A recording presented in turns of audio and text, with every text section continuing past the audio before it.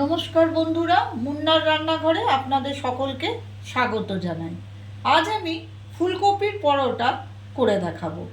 ফুলকপির পরোটা করতে আমার যা লাগবে, অবশ্যই ফুলকপি লাগবে। ফুলকপিগুলোকে আমি কিন্তু গ্রেটারে গ্রেট করে নিইনি। আমি কি করেছি, এরকম ছোট্ট ছোট্ট করে, যতটা সম্ভব ছোট করে কাটা যায় এইভাবে কেটে নিয়েছি। আমার মতো করে দেখবেন ফুলকপির পরোটার টেস্টটাই অন্য রকম হবে।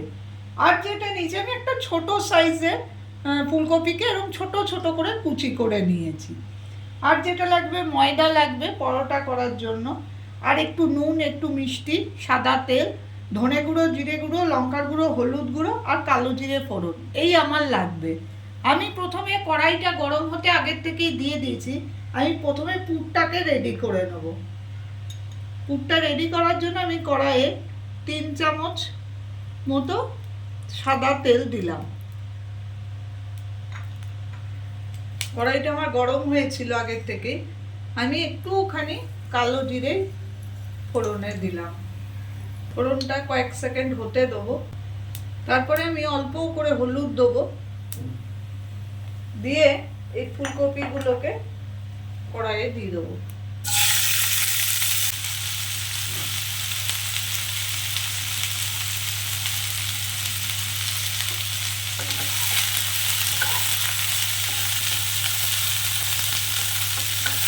আমি আপাতত বাড়িয়ে ভালো করে ফুলকপিগুলোকে একটু ভাজা ভাজা করে নেবো।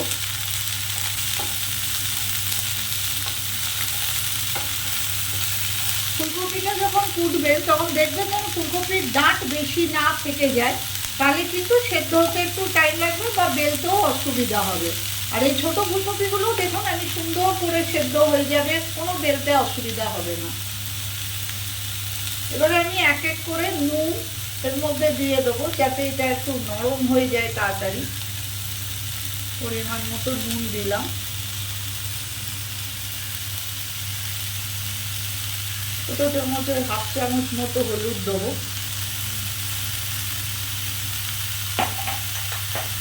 ধনে গুঁড়ো, জিরে গুঁড়ো সবই অল্প অল্প করে এই বীজ ছড়িয়ে দিয়ে দেবো।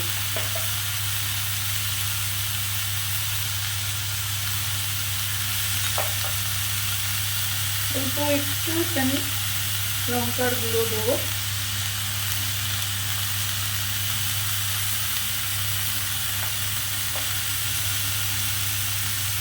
আর অল্প একটু মিষ্টি দেবো, আপনারা না চাইলে না দিতে পারেন। এবারে আমি এটা কমিয়ে বাড়িয়ে সুন্দর করে কতক্ষণ ভাজবো, আর একটুখানি ঢাকা দিয়ে ভাজবো, যাতে কপিটা সুন্দর নরম হয়ে যায়, শুকিয়ে যায়। আর জল যেটা বেরোবে নুন দেওয়ার পরে, সেটা যেন সুন্দর করে শুকিয়ে যায়। এটা আমি মিনিট 5-7 ধরে সুন্দর করে ঢাকা দিয়ে কমিয়ে বাড়িয়ে রেডি করে নেব। আমি ঢাকা দিয়ে দিলাম। আর এদিকে আমি ময়দাটাকে সুন্দর করে মেখে ময়ান দেবো। এর মধ্যে খালি একটু নুন দেবো, আর এই ছোট চামচে 3 চামচ মতো আমি সাদা তেল দেবো। এবারে এটাকে ভালো করে আমি মিশিয়ে নেবো। তারপরে আমি ময়দাটা মেখে আবার ফিরে আসছি। 5 ধরে আমি এটা কমিয়ে বাড়িয়ে সুন্দর করে ফুলকপিটাকে শুকিয়ে নিয়েছি। আমার পুরো শুকিয়ে গেছে। আমি খালি এর মধ্যে 2টো কাঁচা লঙ্কাকে ছোট করে কুচি করে দিয়ে দিয়েছি। আমরা একটু ঝাল খেতে ভালোবাসি বলে, আপনারা না চাইলে না দিতে পারেন। এই যে এইভাবে আমি পুরো শুকিয়ে নিয়েছি। দেখুন আমার কপিগুলো পুরো নরমও হয়ে গেছে আর পুরো শুকিয়ে গেছে। এবারে আমি গ্যাস ওভেনটা বন্ধ করে একটু পুরটাকে ঠান্ডা হতে দেবো, তারপর আমি আবার ফিরে আসছি। আমি তাওয়াটা প্রথমে গরম হতে দিয়ে দিলাম। আমার পুরটা এরকম রেডি করে নিয়েছি, আর এটা ঠান্ডা হয়ে গেছে। এবারে আমি ময়দাটার থেকে সুন্দর করে লেচি করে নিয়েছি। এবারে আমি পুরটা ভরবো।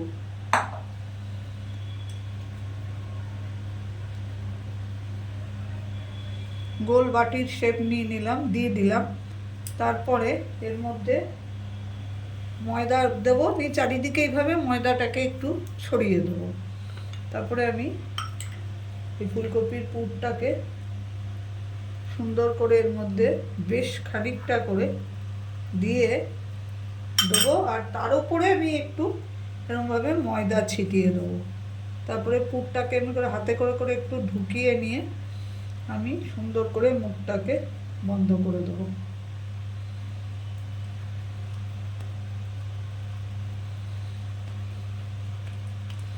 তারপরে একটু শুকনো ময়দা এর ওপরে দিয়ে আমি বাকি লেচিগুলো একইভাবে এরকম পুর ভরে রেডি করে আবার ফিরে আসছি।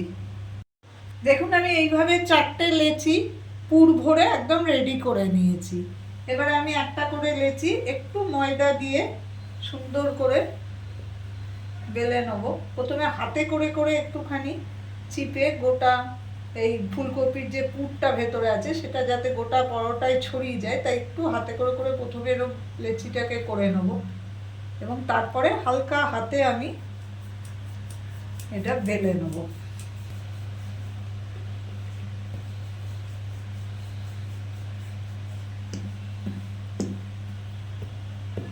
যেদিকটা এবং মোটা হয়ে থাকবে একটু হালকা হাতে ওগুলোকে আবার চেপে চেপে একটুখানি বেলে দেবেন।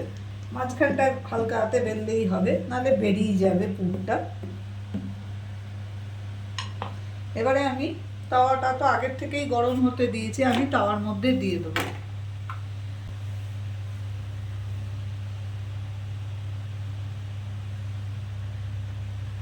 একটা পিঠ একটু হতে দেবো, তারপরে আবার সুন্দর করে অন্য পিঠটাও সেঁকে নেব।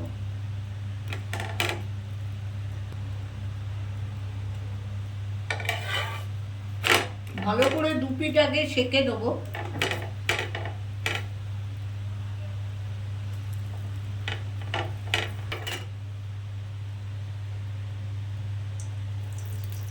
এই 2 চামচ মতো ছোট চামচের তেল দেবো, দিয়ে পরোটাটাকে ভালো করে কমিয়ে বাড়িয়ে একটু ভালো করে কমিয়ে বাড়িয়ে ভেজে নেব।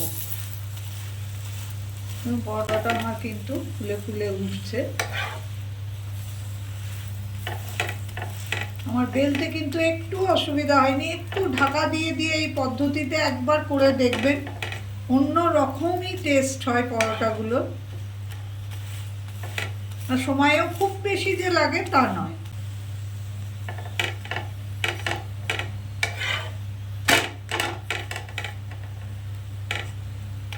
একটু কমিয়ে কমিয়ে ভাজলে কি হয়, ভেতরটাও ভাজা হয়ে যায় আর বাইরেটার রং মানে যে ভাজা ভাজা একটা যে রং, সেই রংটাও চলে আসে এবং খেতে মচমচে হয়।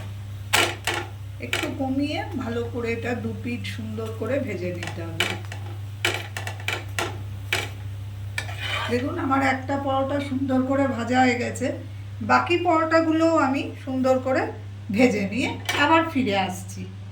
দেখুন আমি একইভাবে সমস্ত পরোটাগুলো মানে 4টে যে পরোটার লেচি ছিল আমি বেলে ভেজে নিয়েছি। কত সুন্দর পরোটাগুলো হয়েছে দেখুন। আমি ভেতরটা আপনাদের আমি কেটে রেখেছি একটা পরোটা, এই দেখুন পুরো পুরটা পুরো পরোটাটায় ছড়িয়ে গেছে। হালকা হাতে এরকম সুন্দর করে বেলে ভালো করে ভেজে করবেন, দেখবেন এটা এত সুন্দর হয় খেতে। এই দেখুন পুরোটাতে বুঝতেই পারছেন পুরো পরোটাটা ফুলেছে এবং পুরো পরোটাটাতে পুর ভরা আছে আর খুবই মচমচে হয়েছে। এটা আওয়াজ শুনলেই আপনারা বুঝতে পারছেন মচমচে হয়েছে। কেটে 4 কোনা করে বাচ্চাদের দিতে পারে বা গোল পরোটা তো অবশ্যই পরিবেশন করে দিতে পারেন বা নিজেরাও করে বাড়িতে খেয়ে দেখবেন। আমার রেসিপিটা যদি আপনাদের ভালো লাগে তো প্লিজ আমার চ্যানেলটাকে সাবস্ক্রাইব করবেন, লাইক করবেন, শেয়ার করবেন। আমি আবার উপস্থিত হব অন্য কোনো দিন অন্য কোনো নতুন ধরনের রেসিপি নিয়ে।